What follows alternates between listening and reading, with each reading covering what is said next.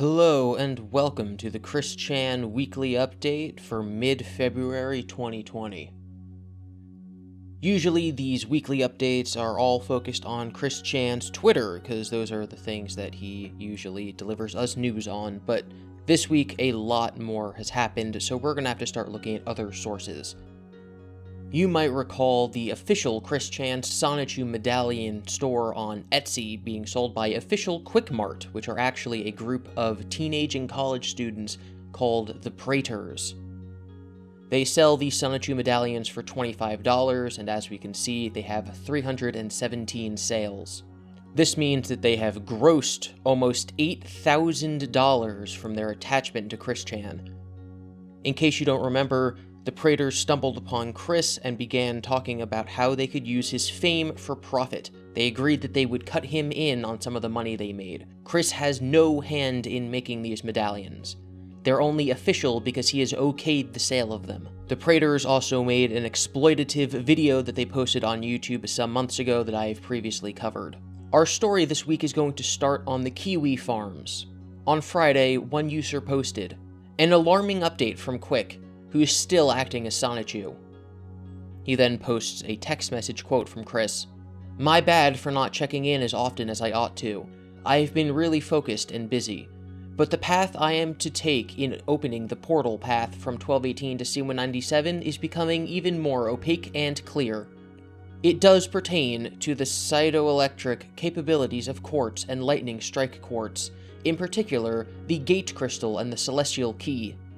Chris has been finding this over the years inadvertently, including when she first struck the quartz on her left arm and the LSQ on her right arm together to make sparks of light back in late 17, early 18. The Kiwi Farms member comments, "This part is alarming. Someone in another thread even joked of this when Praetor appeared." The quote from Chris continues, "And I will be following to the next event tomorrow when I meet Caden and the others. Gonna take a taser to the gate crystal. There is fact that sonar in submarines is generated by flowing electricity through a quartz stone in the mech.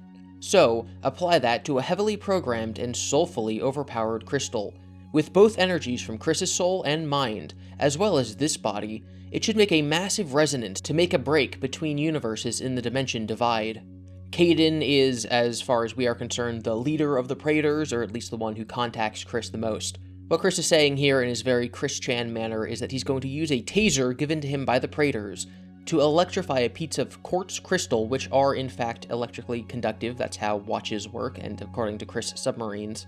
And that power is going to be used to make the dimensional merge happen, because it's not just any crystal, it's a crystal with a lot of his power in it. Immediately after this, people became worried that Chris would accidentally tase himself or one of the Praetors around him, which could lead to somebody getting seriously injured, or just the cops being called on them and Chris getting in trouble. Basically, people were trying to get Chris into a situation where he could harm himself just for the lols, and people don't really take kindly to that, especially from a group of people who are using him for money. The Kiwi Farms also discovered that the Praetors in the past had tried to make products for Tommy Tudor, who is somebody that I've never heard of, but is apparently another lol cow in the same vein of Chris. This means that the narrative we were fed that they were just kind of stumbling upon Chris and found him and wanted to help him is not true. They've been finding ways to make money for a long time, and it just so happens that Chris is naive enough to fall for it. We actually have this Discord message from the Praetors. "We're doing what we do because of profit, goofball. It makes money. If it happens to piss off MKR along the way, it's a bonus. We're sorry that the rest of y'all are suspicious. We don't intend to do much to change that, as it doesn't sound like we'd get cash out of it. We're also guessing y'all won't be changing your minds anytime soon. Feel free to message us with any concerns though, except for MKR. She hurt our feelings." And then the rest of the messages are people making fun of them and attacking them. Somebody on the Kiwi Farms also discovered a post on the Praetors' Instagram from November where they bought a plastic Pikachu mask and the stun gun in question. It seems that this has been in the works for a long time. We also have leaked audio from their Discord, where the Praetors are talking about tasing Chris, and Chris jumps in and says that he will gladly take a taser to his body, because of course it would not hurt him because he is Sonichu. So take a listen to that. What are you gonna do the testing video you promised? The testing video? Yeah. Can CWC like tase himself on video for lols? Well, I'll we're gonna do leave. it. What? I'd volunteer. What? What? I'd take myself.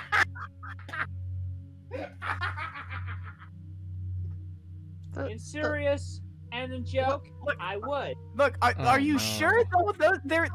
Like we had a whole discussion about why it's a bad idea. We'll talk about this later, okay? Oh no! I've really got to go before we make any rash decisions that involve CWC being zapped. Obviously. But I mean, this body is part of electricity, literally. So it could take it. So this very quickly went from some weens who were trying to make Chris zap a quartz crystal for fun, to people who are now knowingly and purposefully getting him to shock himself in public. MKR broke her Twitter silence to tweet, "Don't buy anything from them. It's not official Sonichu merchandise. It's a bunch of losers manipulating Chris to make money off of her. Don't support it. Yes, these are the same people who are trying to convince her to use a stun gun on herself."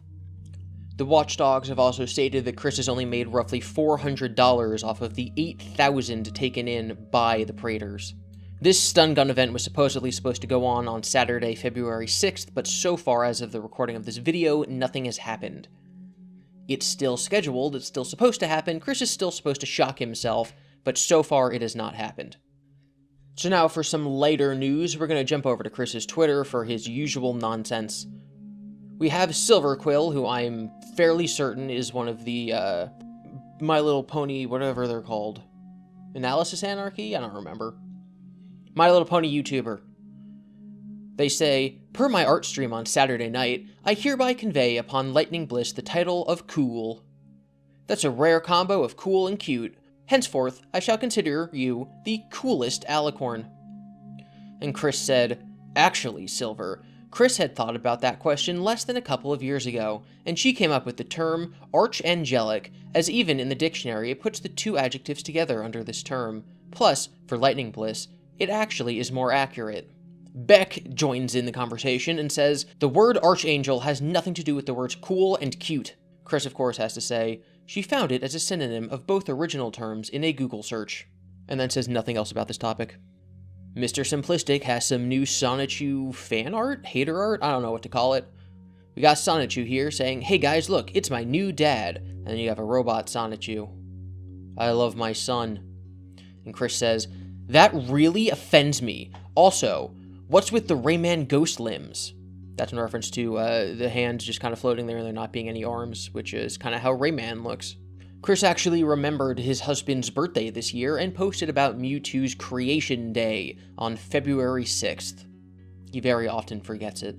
Unfortunately for Silverquill, Chris continues to comment on their posts.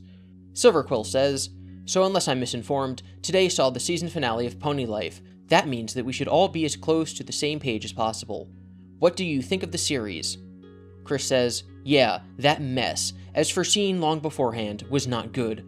I admit it had the one highlight with Fluttershy's box short, and AJ going into Pinky's mind, but other than that, serious triggers, cringe, and meh. Also, a reminder of the foresight of G4 getting 5 more seasons. Dr. Wolf's recent video of the series synopsis pretty much confirmed that G5 is definitely more G4 continuation at this point, but it was still way premature of them to make that future tense episode for the season finale. The next TV season is G4 Season 10, and the movie's G4.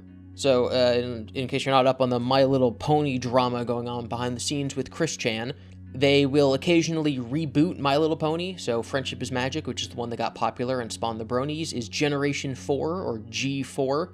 Chris had a psychic vision that will go on for 4 more seasons, but it was actually canceled because it just ended. It went on for too long, so now they're going to make a new series. They're going to reboot it. But Chris has been convinced now, after years of throwing a tantrum, that the first season of G5 is actually going to be the next season of G4. He will be the only person on Earth who categorizes it that way, but yeah, he's now convinced himself that he was right. For literally no reason.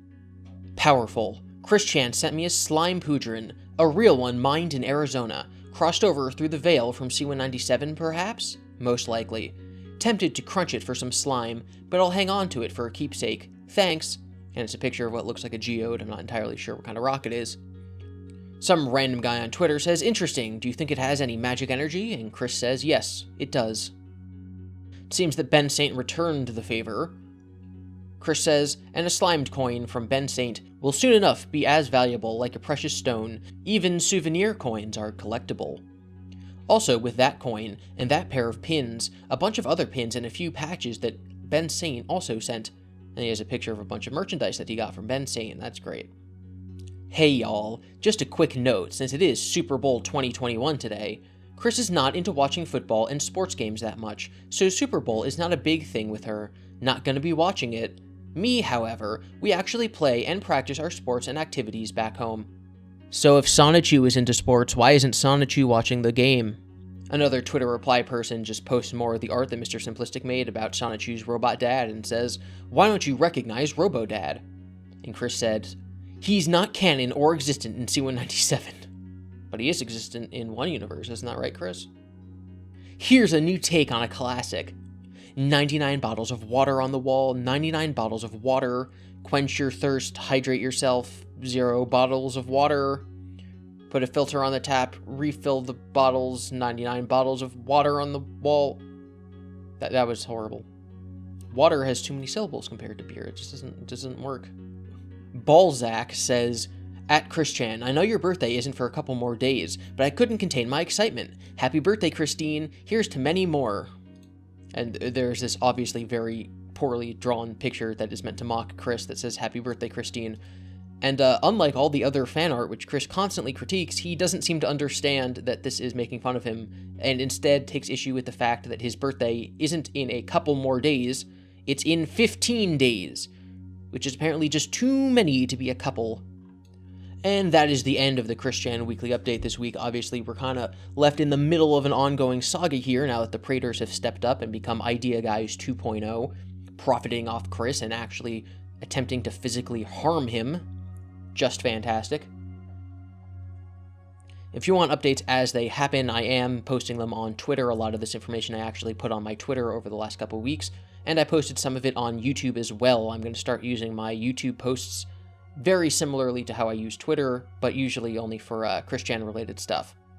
So thank you for watching. You can follow me on Twitter at GiBi_Devin, and I'll be back next week.